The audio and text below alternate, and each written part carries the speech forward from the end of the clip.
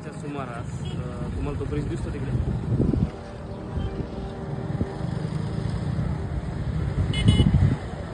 या ब्रिजवर रात्री 10 वाजता एक व्यक्ती आली होती.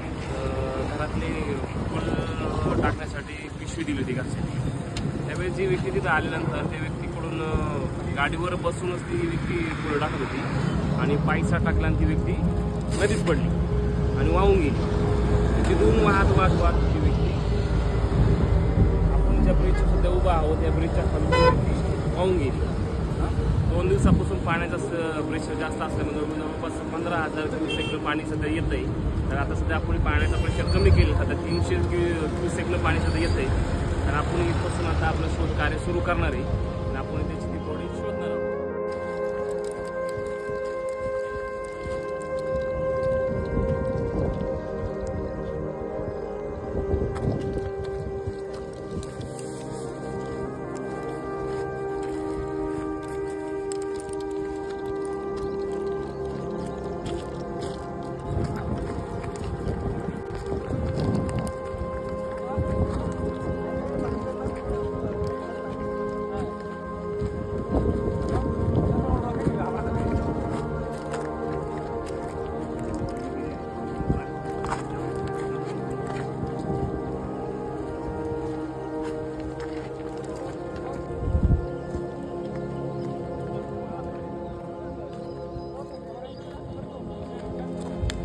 बोलत चालू जाऊ.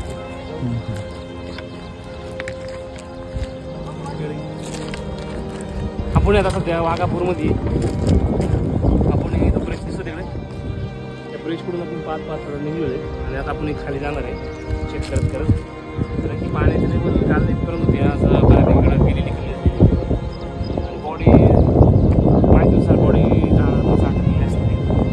आपण शोधून काढतो.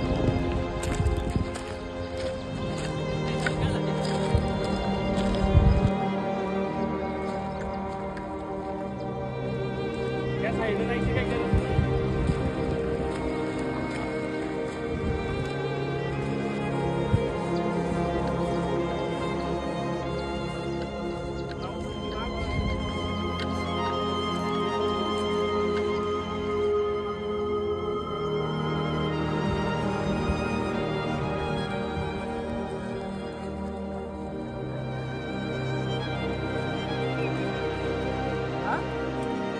ज्यांना वाटतं रेस्क्यू करणं सोपं आहे त्यांनी आता दिसते का जायला रस्ता सुद्धा नाही इथे आणि अशा आम्हाला रस्ता काढून पुढे जायची.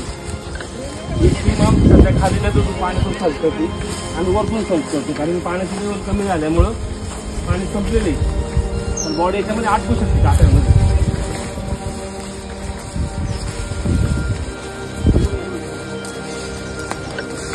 काय झालं फाईन रोड.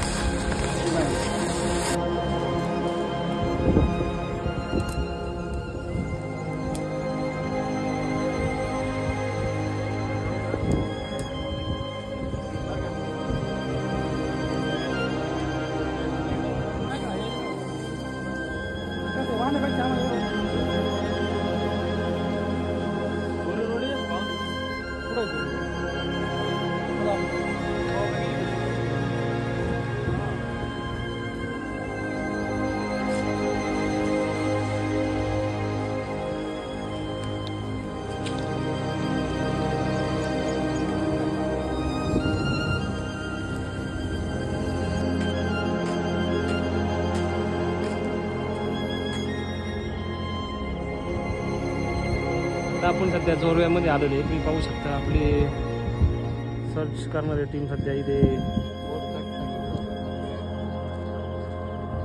ट्यूबवर बसून सर्चिंग करताय.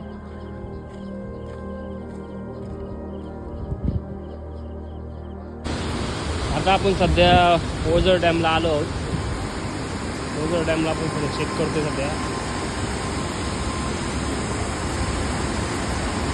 आपण जवळपास 10 किलोमीटरच्या वरती आपण सर्च केलं आहे सगळं. अजून पण बॉडी कुठं आपल्याला सापडलेली नाही पाहू शकता.